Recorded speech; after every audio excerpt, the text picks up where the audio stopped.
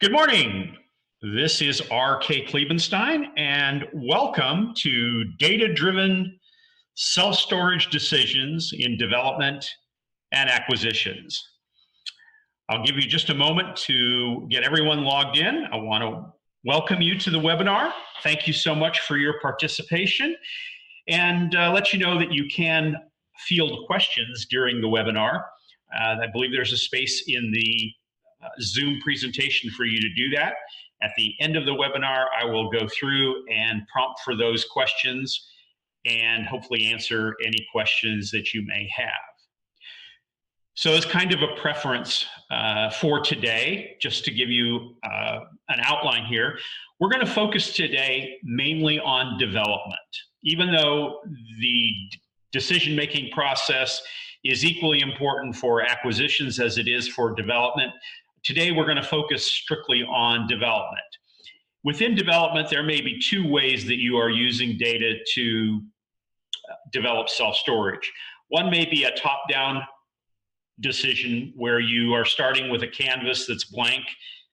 You know what the picture looks like, but you don't have a specific site in mind, maybe don't even have your market yet identified, and you want to use data to find a specific market to develop in. The second methodology would be to qualify a site that you have and use data to determine whether or not that site is the right site. And that's the process that we're going to use today. I was able to select a site that was in my work to be done, so to speak. So we're actually going to use a site that I was looking at live, and we're going to walk through how we analyze that site, what data points we pull, and how we work that site beginning to end, so to speak, to analyze the site. I'm quite passionate about self-storage for those of you who know me. I don't know much else. I'm an old guy with a lot of experience in the self-storage realm and very little experience in highly complex real estate types such as retail, hospitality, multifamily. But self-storage comes pretty easy to me after 30 some odd years in the business. And what I found over my career is that data has been something that has developed along the lines of self-storage. It wasn't readily available when I first started in this business, but every year our industry becomes more and more sophisticated. And as the level of sophistication increases, I find that we have more tools available to us to work with in terms of selecting a site. So why would we be data-driven? Let's kind of explore that first. This is one of my favorite quotes. If we have data, let's look at the data. If all we have are opinions, let's go with mine. Now, I don't mean to be so pretentious as to assume that my opinion is already correct and always the best opinion, but for today's purposes, because I'm analyzing a site, let's just kind of go with mine. If you have questions or challenges, welcome you to either ping me offline or to put them into the Zoom account so that we can examine them at the end of the presentation. So now more than ever, I think we need to make smart decisions. And that's driven by the fact that it's really challenging right now in the development world. It's kind of at the top of the food chain, if you will, in terms of what it produces in rewards, but it's also today riskier than it's ever been. With prediction rental rates, stabilization, what stabilization occupancy should be, at the top of the list, those to me are the items that are typically the most difficult to quantify and qualify. So in terms of where we are today, I think that the risk is even higher than the items I've identified here, and I won't take the time to read them. I think most of us are literate enough to read and can go through and see those. But hopefully the overall and overriding factor is understanding that our pro formas and our projections as we head into a project are truly the greatest risk that's presented to us, because we just have to make certain assumptions for that to happen.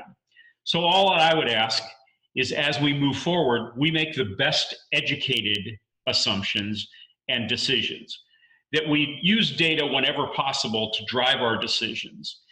And I'm going to quote from one of my favorite presidents who, Ronald Reagan once said, "Trust but verify." And to that end, I mean that if you take a data point, I would encourage you to find another way to corroborate that data and to understand its correctness and its completeness, which may mean you have to go to different sources to do that. And we're going to look at a couple of different sources today, even though the fine folks at StorTrack and Aggregate Intelligence have sponsored this webinar. We are actually going to look at a couple of different data points along the way that help us to make really good decisions. So as we go through this process, I think that the hierarchy becomes important, and revenue determination or projections is absolutely on the top of the list. Then we need to understand what new projects may be coming at us that will affect our revenue decisions and assumptions. And then lastly, we need to look at what's in place today and see how that existing supply also affects our revenue assumptions as we go through the process. So in terms of looking at the current inventory, I think there's like 3 items that are the most important. It's mapping them, plotting them on a map, determining where your competitors are, how they affect you, what traffic looks like, and also what the product itself looks like. And that's best done through a survey and shop. And I'll tell you that I'm a firm believer that there's nothing more important than boots on the ground, than kicking the dirt, getting out there and actually taking a look at the physical site that we're working with and also the competitors. But there is a lot that we can do in terms of pulling data points in to help quantify and qualify how good the site is. And then I'm always going to suggest that we use a SWOT analysis. So the SWOT tool is basically strengths, weaknesses, opportunities, and threats. And as you can see from the diagram here, some of those are internal and some of those are external. I'm a really big believer in SWOT analysis tools. Almost every big decision I make, whether it be a personal decision, a business decision, or a self-storage decision, I use a SWOT analysis tool to help me understand, to quantify and qualify the decision that I'm making. So then after we map things and we field verify them, then we need to classify the project. What's the timing going to be like? How good is the location? And how much is the impact of our competitors and our competitive set?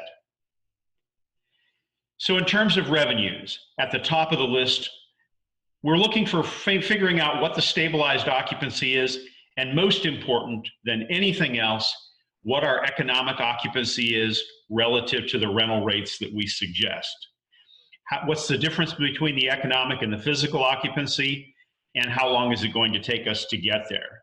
Then once we're able to establish rates, in order to determine the economic occupancy, we then need to use discounts and concessions to apply those to our cash flows to figure out what our real cash is going to look like that goes into the bank to satisfy our expenses and make our debt service, and then ultimately provide a return on the investment.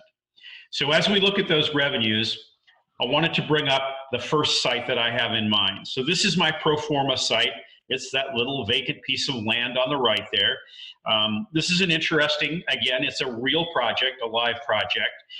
It actually has 2 addresses in it. And some of the things that I ran across that were important in this process was the fact that there were 2 addresses, which I'm going to show you, and how I input those addresses made a really big difference in the results I got in my data. So we need to be careful when we are picking a project to use the proper address and to make sure that that's the address that we verify with Google Earth or with another mapping program to make certain that we're actually looking at the correct and right parcel. I'm a real estate agent. My wife is a broker. And while I have a great amount of respect for all brokers, including the missus, I do have to qualify this and say that not all information that comes from the brokerage community may be 100% accurate. We're human beings and we're subject to our own failings. And so sometimes we may be getting information that is not entirely correct. And as an analyst, it is your obligation to verify that information and to qualify that information. And I'll show you what I mean here with this project because it was an interesting place to start. So this is the basic information I got from the project. This is what was out on the internet when I selected this particular location to determine whether or not it's a good self-storage opportunity. I've got zoning information here. I've got lot size information. And you can see that basically the broker has given us some preliminary information to work from. Obviously, it's saying that it's going to accommodate 10,000 square feet in 2 stories, and we're going to obviously have a much greater density on the site. But that's something we'll have to vet out as we move through the process. I guess what I'm trying to say here of most importance is not every site that we look at is zoned appropriately for self-storage, and we may have to do some changes to get there. In this particular case, self-storage is not a permitted use within the CP or corporate park designation. What's interesting is in their comprehensive plan and their future land uses, they cite IP and business industrial as classifications where self-storage is a permitted use. And they're also saying that within the CP or corporate park zoning designation, a future land use is the BI or business industrial use, which is the use where self-storage is permitted. It's also permitted in a couple of different other places in the zoning code, but that was the assumption I was using as I spoke with the planning director, the interim planning director, and started to qualify this site from a zoning perspective, is that it would not be easy because it's not by right, but that barrier to entry may provide me some insulation and make the site that much better if I'm able to get through the zoning process. So here is the interesting part of this site. If you could see my cursor, this particular block right here was that vacant lot we looked at a couple of slides back. It's plotting the address here. Now what's interesting is on Northwest 8th Avenue at this location, the zip code is different than it is at this location, even though it's all plotted to be the same. So that was where I first began to understand the complexities of making sure my data was correct on this particular set. I pulled the comparables and I got a totally different result, interestingly enough, from a different zip code and from using the Northwest 8th address as opposed to the Northwest 43rd Street address. So again, just trying to exemplify the importance of using the correct address as we go through this process. Again, the site outlined here and corroborated with the other data that I have. So this is in the heart of Gainesville, Florida. So for those of you college fans, I understand this is a college town, a college community, and you may have a likeness or not for the University of Florida. But you can see from the map provided by the broker that there is good proximity to the University of Florida, lower right-hand corner.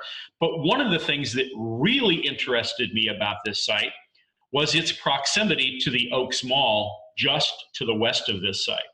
So along I-75, which is a major corridor north and south, there's an exit here, and that gets us at Northwest 8th Street to run right past our site, and also right past the mall. So with a tremendous amount of retail activity available here, it made me think that the site had great possibilities. The other thing I looked at was the presence of high density and all the residential homes that are in view on this aerial photograph. So I have a good component of retail, a good residential base, and then the bonus on this one likely was its proximity to the University of Florida. So moving along, you can see that this is largely a medical community with a comprehensive women's health building adjacent to us and sharing that parking lot.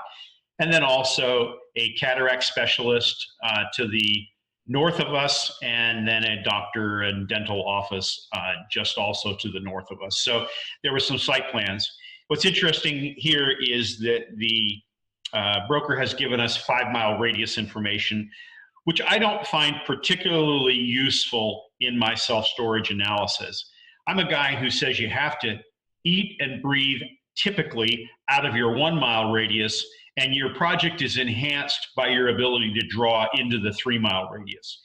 In many cases, it is difficult to draw in the 5-mile radius, particularly if there are a number of competitors in that 5-mile radius that have to be crossed in order to get to your location. And that's usually the case. The higher the density, the more chance you have competitors that are going to influence the site and make the 5-mile radius less impactful. This is just simply a number of different aerial photographs and drone shots of the site that were provided by the broker. So I didn't have to get my trusty drone out and fly this site on my site visit. I was able to rely on the photographs that were provided by the broker in this particular case. So here's a property overview. He's given us some information, some of it redundant from the very first slide. But what is the most important on this particular slide is down into the offering summary where it says pad A. I know the sales price now. It's not an open market price or a for-bid price. But as you go 4 items down, the next thing that was really important to me was the traffic count, because that's one of my key metrics in making any self-storage location decision is, do I have at least 20,000 cars per day? And do I get to my target of approximately 25,000 cars per day? So you can see with this particular site, I have well exceeded my minimum and have exceeded my target. So that right away made this an interesting site and worth pursuing. So the first thing I did was go out and plot my competitors. I use a mapping application to corroborate my data with other points called PACCOM.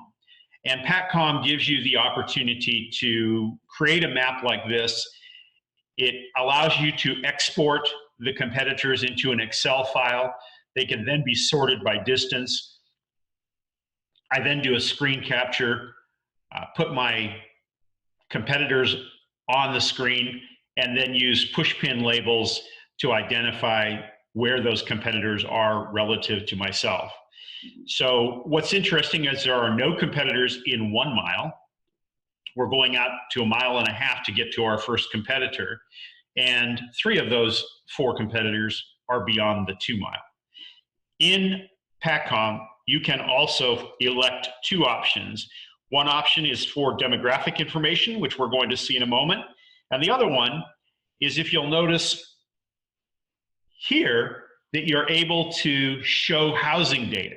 And what the housing data will show is it will plot on this map large subdivisions that are new that will affect your population count. So it gives you the up and coming new housing developments, both multifamily and single family. So there's a lot of information to be gained from this.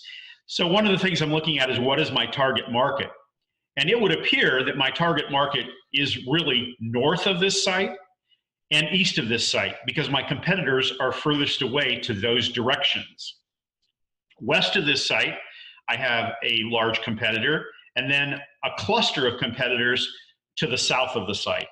So I'm going to assume that once you get down to competitors 2, 3, 4, that cluster of competitors just outside the 3-mile radius, where you see the 4 that are gathered here, and then a couple of them in Arredondo and out at Sweetwater, some additional competitors. And then as I look to the east, I see a few more.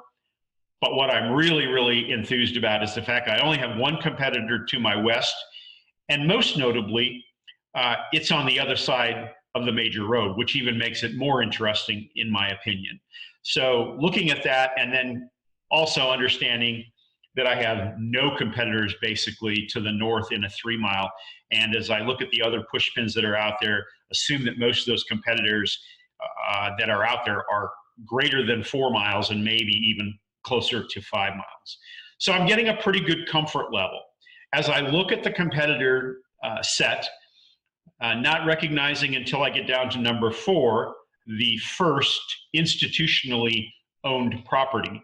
So that's an interesting and key part of this, because we know that the institutional properties and sophisticated property owners like StorQuest, the William Warren Group, are using sophisticated revenue management tools to drive occupancy and to drive rental rates. So as I take my cursory look at the site, in my mind, I'm saying, how many competitors do I have in my 3 mile? In this case, we're looking at a total of 4. What are my demographics in the 1 mile, the 3 mile? What are the incomes like? What's the population per store? And then we've already quantified the traffic counts. So in this particular case, the median household income becomes even more of a meaningful metric, as we would be building a multi-story climate control building on that tight 2.03 acres. Thus, in my mind, saying I need to be stronger on my income, to have more disposable income in my population base that I'm going to draw from. And knowing that the higher my incomes are, A, they have more disposable incomes, and B, they have homeowners' goods that are of higher quality perhaps, and that would make them tend to have a greater consideration for climate control product. So that is why the metric for median household income becomes more critically important to me.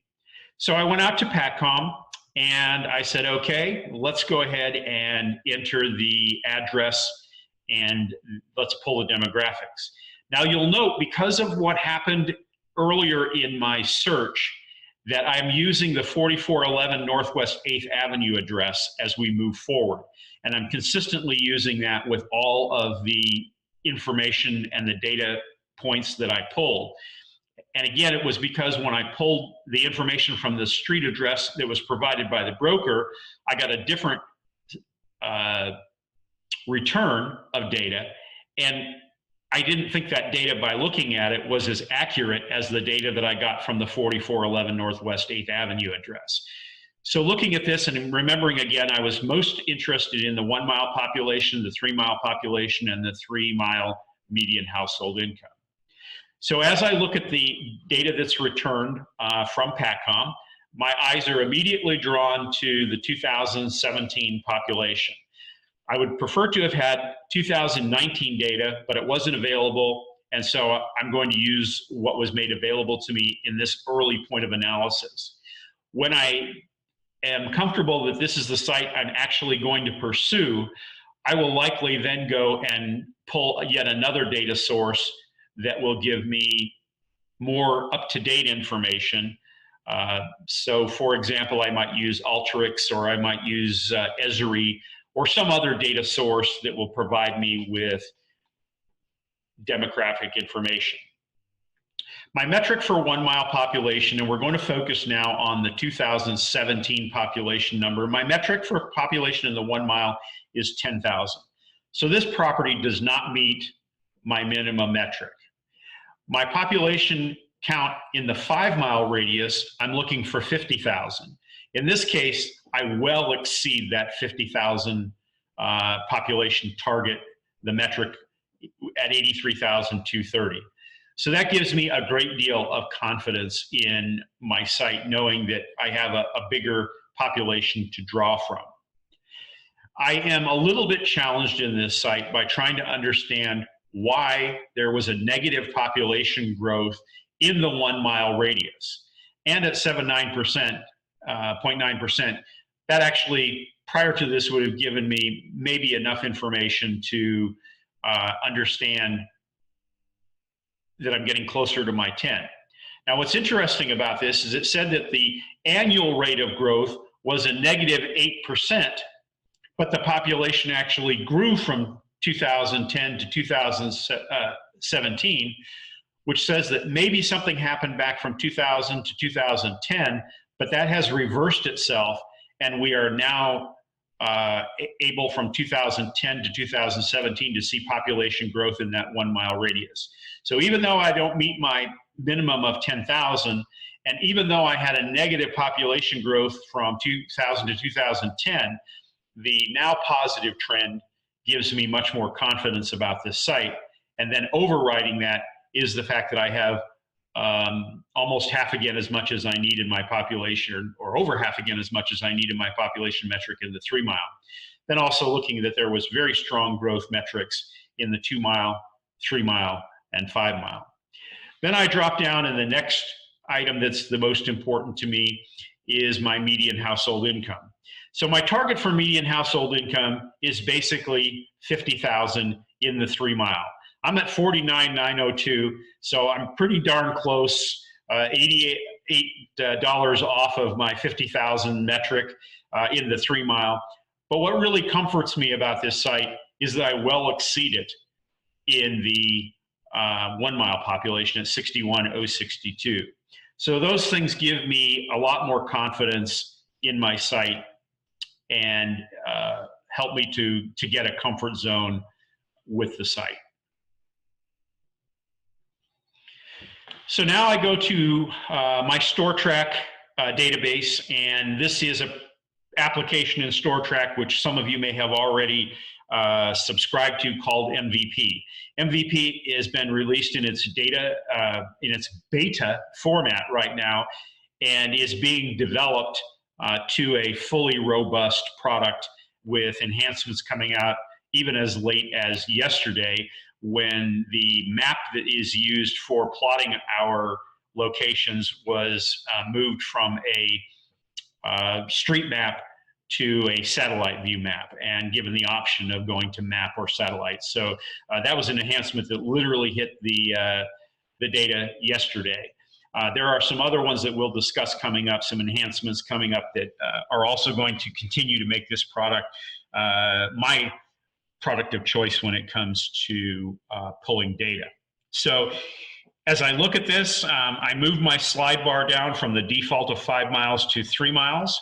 And this is now pulling population and metrics and information directly from the address that I used, which was the Northwest 8th. So there are 4 stores, which corroborates my data from PATCOM, so that's good, point check, and feel comfortable now that there's likely 4 stores. I also went out to Google and took a look, and again, cross-pointed the 4-store number. So 142,000 square feet, we're gonna see that in just a moment. Rentable feet at 120,000, average price at $1.43, 1.41 square foot per capita, and a strong population. So for most of us who are in the storage business, we would immediately be very enthused about a 1.41 square foot per capita. And again, that's based on the 3 mile draw. So that again gives me great confidence in this site and says, yes, I definitely want to move forward with the analysis on this site. In the MVP program, you can see it here, the Market View platform, it gives me the opportunity to look at different metrics, and we call them widgets in MVP. So all of these items on the left-hand side, starting with the all stores list, are in the widget library.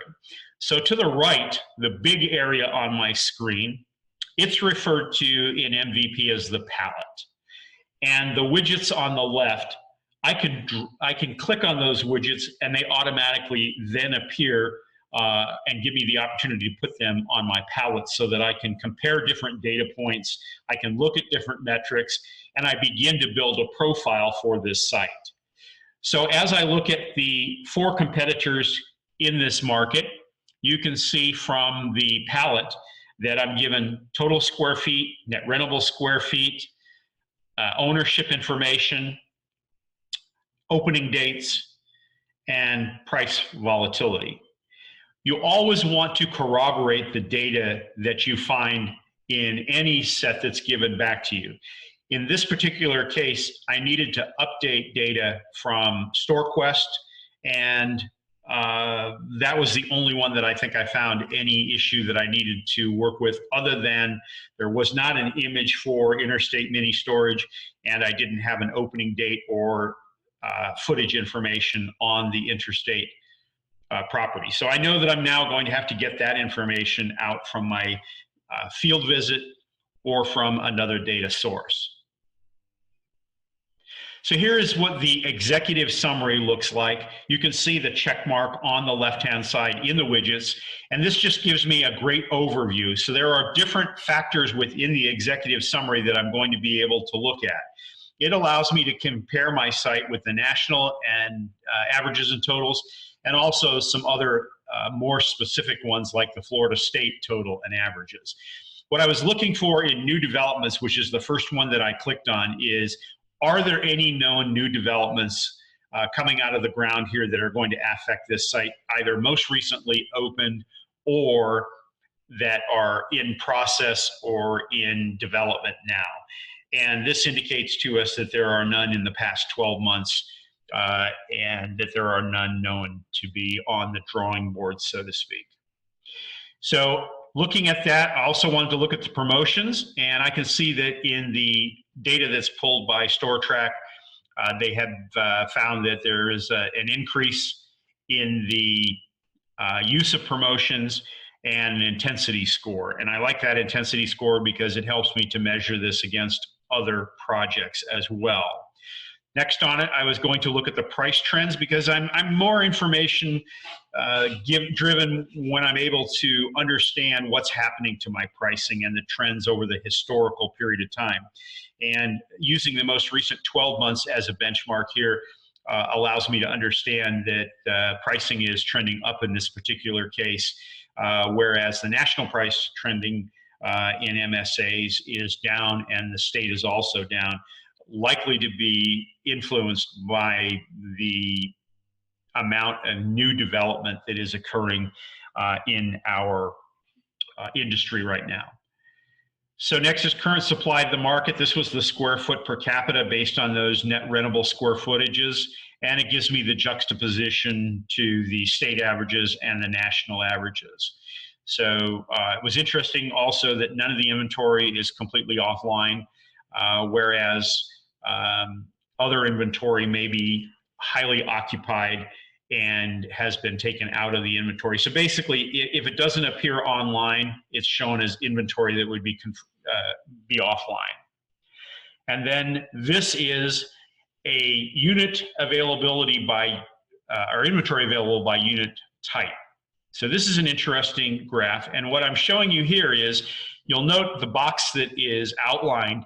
It allows me to pull this information by different types of units, but also a length of history. So I can use the last 3 months all the way up to the last 3 years. And most of the information we're going to work with at this point in the analysis process is what's happened in the last 3 years. And so now you can look at all units, meaning all sizes, and see what's been available. So when you see those dips down where there is nothing available or less than it, it's saying that out of the 4 self-storage properties in this market, there have been a dip in those, telling us that in this case, one of them did not have that inventory, did not have inventory available at the time of the sizing. So let's take a look then at this drill down to 10 by 10 regular units, and splitting it over, you can now see that at least one of those competitors have had both ups and downs in the availability of that inventory. And there were several times that all stores had, at the 100% level, all stores had 10 by 10 regular units available. And there were actually times where it dipped down, and you can see that at least one of the stores did not have all that unit type available. And then it also compares it to the national averages and to the Florida. So I can begin to develop a trend line here as to the availability of inventory. Next, I'm going to look at market spending power. So this goes back and really is relative to our median household income. Again, you can see that median household income spread across both an aggregate and a household income per store, which are really not, in my mind, meaningful data points. I don't use them. I use the median household income. And then also in the next category is the average property value, and then it is then compared to the national averages and the Florida state averages. So you can see that property values in this market are higher in my market than they are both nationally and in Florida. And then also to the right, we can see average rental costs, which in this case, it says that the rental costs are higher in this market than they are in the national market, but they are slightly lower than they are in the Florida state. So that could be driven by a couple of things. One, it could be by the presence of apartments versus single family residences. And given the fact that the average property value is high, that would tend to make me think that the rental costs are going to be higher because the property values are higher, and indicated here by the strength of that number that there are a lot of single family residences that are rented here. So in these three numbers that you see going across market spending power, to the left, the household income per store is a population-based number, whereas the two to the right are relative to property values and property information. So now I want to look at the square foot price per square foot by unit type. So as you can see, it spreads it across here with the different unit types. But here's what's interesting. I'm going to be given the opportunity to compare this to two different metric sources. One, national total, and I can use, which I selected in this case, the Florida state total and averages. I could use the MSA and the city averages, but also I could compare it to other projects that I've worked on. So it'd be possible for me to look at the Gainesville site and compare it to any other sites that I've done analysis on. And that's a very valuable tool as well in the comparison. So now as we look at this, we're going to compare it to the national totals and averages in the Florida state. And because we build an average of 100 square foot unit, I'm going to focus on the 10 by 10 categories, kind of dead center. And because this is a multi-story climate control building, I'm going to focus on 10 by 10 climate control.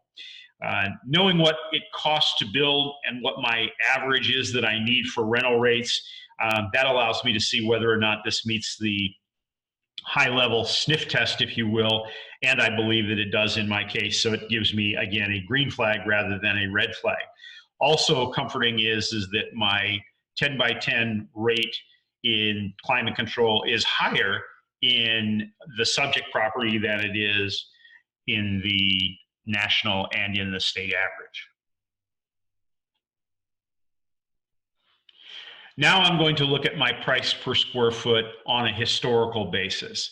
And I'm going to first start with my all units and compare that and look at it over the last 3 years with my market. So looking at the state and the national, I see the fluctuations that are there.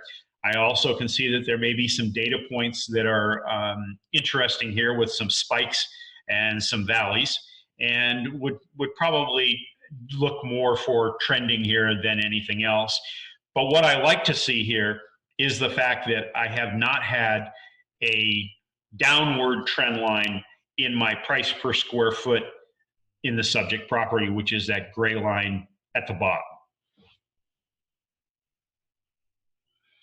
Now I'm going to focus that information on the 10 by 10 climate control, since that is the size grouping that is the most important or critical to my sense of whether or not this project is viable. And I'm looking now at what's happened to pricing as it's been scraped by StorTrack for my site, which again is that gray line that started on the bottom and ended up on the top as it moved above the national and the state trend lines. So now I'm getting even more confidence about this site. I've got pretty good stability from the prior slide of all units and a good trend in my 10 by 10 climate control. So here are the average unit type and average prices. So this grid goes across all different size groups that is collected in the StorTrack data set in the MVP, and it allows me to make that comparison of my site. Beginning on the left with 5x5 regulars. Again, in this case, we're going to discount the 5x5 or any size category in regular and focus on climate control. So in the 5x5, very strong, my subject property on the top line market, and then the market in the 5x10, again, well above my national and state. 10x10, well above. And then the 10x15s, 20s, 30s, that data there, those not being climate control, so not having a particular influence with me in terms of the pricing there. Here is the graph showing the trend lines from the prior 2 slides, which is my 10x10 climate control over the last 3 years. And this gives me, again, a really, really high level of confidence in this site, because I couldn't have picked an example better of a site that I would be excited about. And believe me, when I picked this site, I had no idea whether it was going to be viable, whether it was going to be a blowout. I literally just selected it based on what I know about the Gainesville market, what I know about that gross location. I selected it because of the land cost. All of those things made me choose that one to use as an example, but not because I thought it was going to have a positive outcome. I really honestly had no idea when I chose it whether or not it was going to be as robust as this, and awfully glad that it is and does so. That was also really great information. So now I can look at a detail of the pricing that went into that model, and I can look at the market high, low, and average, but also I can select the stores that what I want to look at. So for example, if there was a store in here that only had a small square footage, and in this case I didn't know what that square footage was at Interstate. If you'll recall back several slides, we didn't have that data informed to us, so then I excluded it. I said, look, I get to look at 3 sizes, so I'm going to use the other 3 sizes.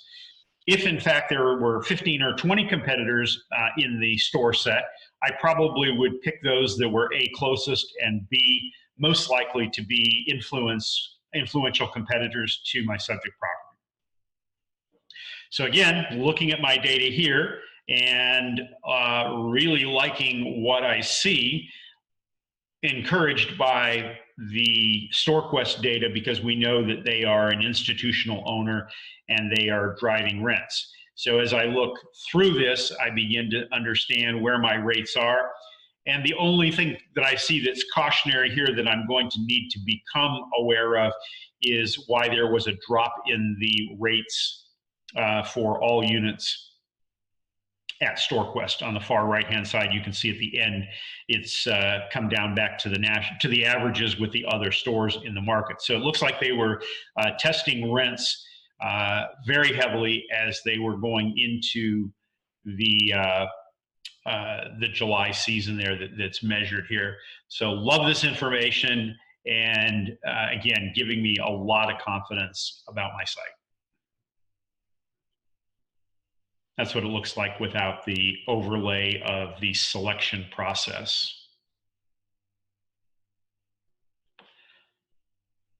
So I now move that from 3 years down to 3 months to make sure that I understand what's happening. You can see the spikes that were out there before, and that we had maybe at the market number in this market, we had a low point, and it's starting to move to a higher point in September. So as we come out of the September and go into spring, we begin to see that rates are trending upward at the end in this particular marketplace. So all positive information. Just wanted to see what kind of seasonal influences there were. And this is the same graph now, moving back to an entire year as opposed to the 3 months. And I'm just building confidence in my site selection at this point. So what would we love to see out of this particular data provider? If only they would give us a print to PDF, because I don't have that ability today in StorTrack. That would be something that would be very important to me. Also, to be able to use a template for widgets, that is to say that I can go in and set up only those metrics I want to look at, and then also the ability to create group reports. So those three things, as a consultant to StorTrack, I said were, I think, the most important, and they are on the drawing board right now. So we should see those three enhancements to the product delivered to us in relatively short period of time. They're working on them.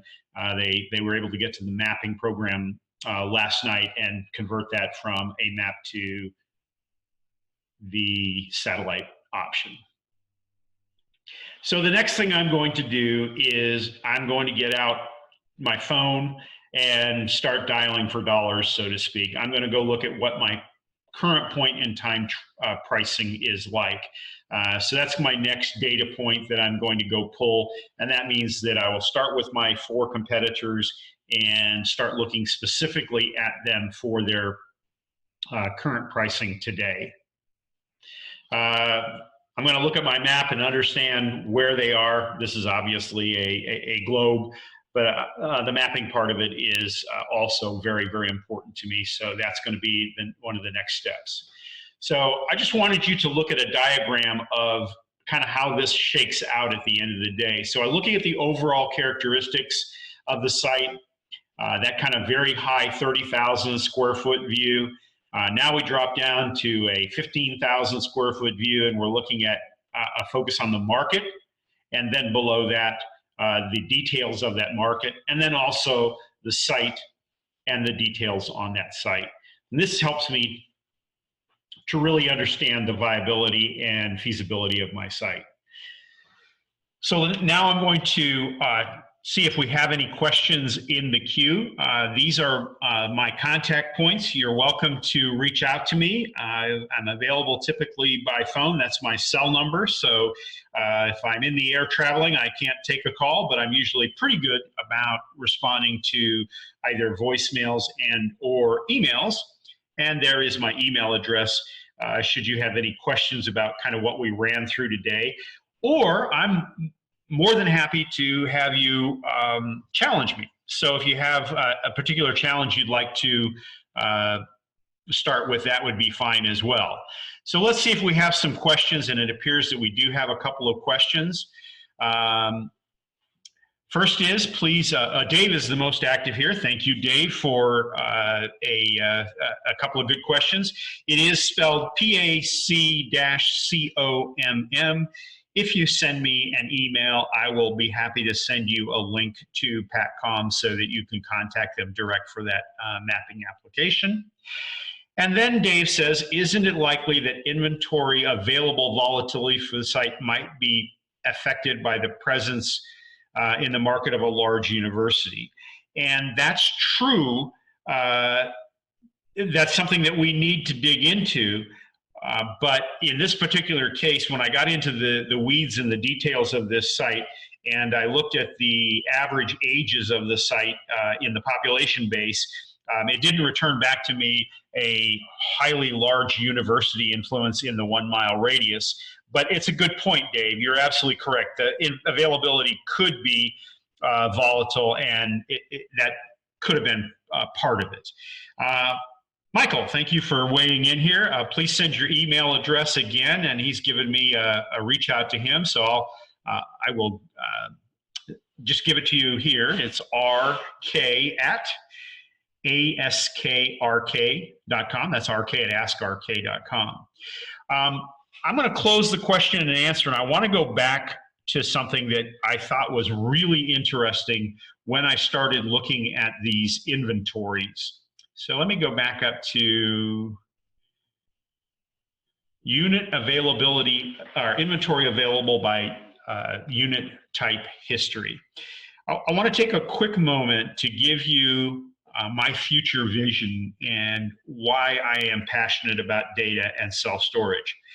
I'm at a point in my career where I only have a very few good years left here. So I think my runway at maximum is probably going to be 7 to 10 years. So that means that as I think about a legacy in the industry behind me, I think about what's in the future for self-storage and what's in the future for site selection. One of the reasons that I get along so well with the folks at Aggregate Intelligence or StorTrack is because we sat down and had a meeting and quickly realized that we both have a common goal, and that is to figure out how we can use artificial intelligence or machine learning in site selection for self-storage. And I fully believe that my predecessors are not affected as I am, but those who come after me, those who are forming their careers now, you might want to watch out for how you see artificial intelligence potentially take part of your job away from you. Now, the artificial intelligence, I don't believe, is going to go out and make site visits for us, although I can foresee in the future that we might be able to deploy a drone from a pool, send that drone out, and we're thinking very wildly right now, but it is possible that you would go to a drone pool, you'd ask that drone to fly over the site, you'd ask it to fly over to the StorQuest shop, have it knock on the door, and then video conversation with the manager who would take you on a site tour. Now, it sounds a little bit ridiculous,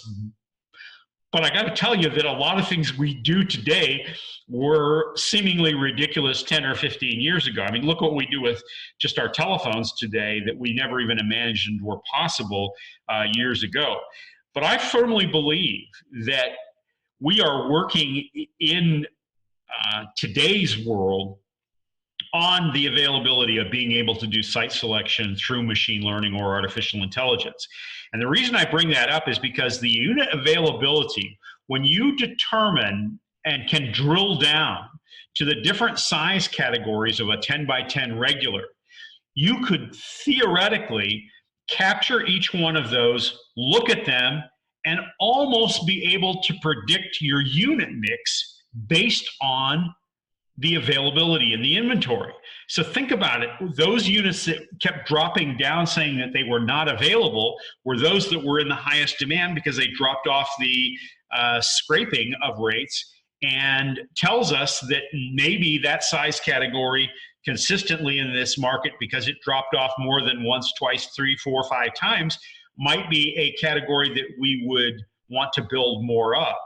So if I were to go in and look at the 5x5 climate controls in this market and see that there were a number of those that were not available at any given time, it might give me confidence to build more 5x5 climate control units in my unit mix than I would in a market that had the opposite return of information, where they were always in demand, or always available rather. So I can begin to see how we can use this information and this data to actually now put together unit mixes. And by the way, when I'm looking at a project, I start with zeros in every size category when I create my unit mix. I don't use a predetermined percentage, and I don't use a predetermined number of units in any size category. I mean, I basically know that in a dense urban area, the number is going to be in a climate-controlled multi-story facility.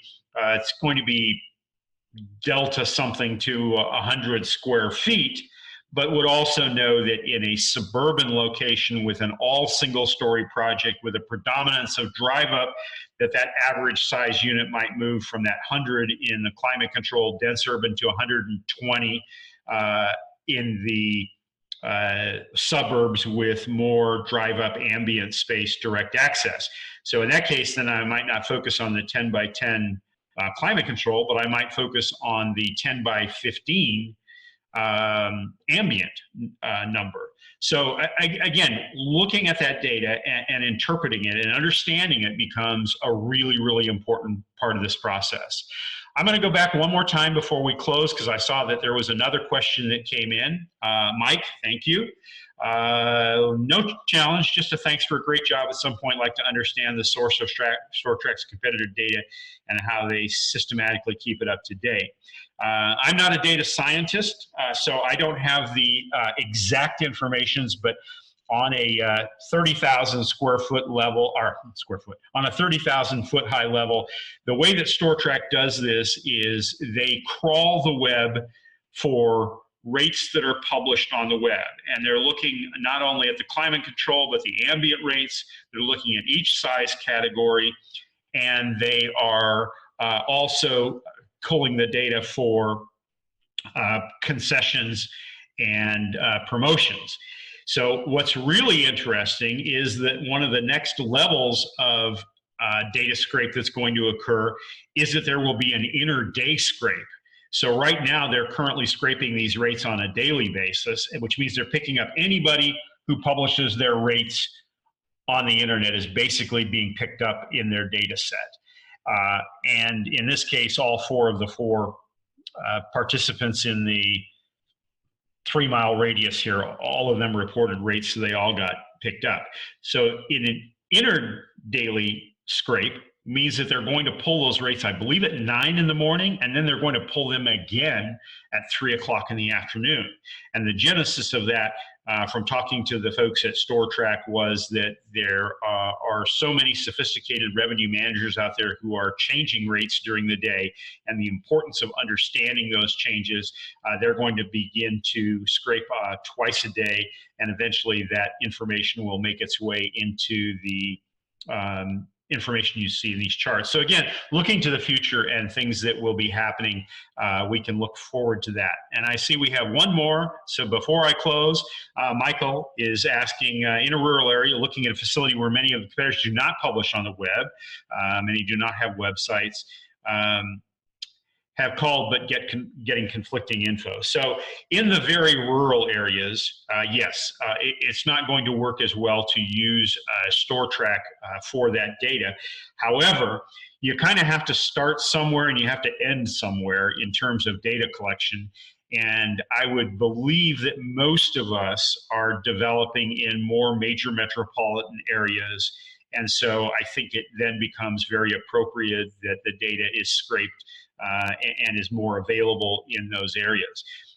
The beauty of, in my mind, and I'm not doing a commercial here for StorTrack, although I'm very, very grateful to them that they've given me this platform with which to discuss with you.